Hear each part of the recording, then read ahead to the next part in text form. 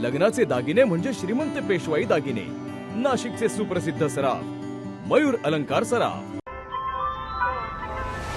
ताज्या बातम्यांसाठी नाशिक न्यूजच्या YouTube चॅनलला सबस्क्राईब करा आणि बेल आयकॉनला प्रेस करा।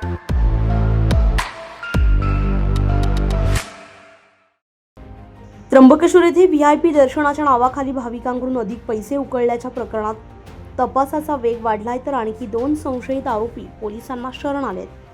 अभिषेक विष्णू कडलक आणि ओम विष्णू कडलक हे दोघे मंगळवारी रात्री उशिरा स्वतःहून पोलीस ठाण्यामध्ये हजर झालेत। याआधीच या प्रकरणात मंदिराचे विश्वस्त पुरुषोत्तम मधुकर कडलक याला अटक करण्यात आलेली होती।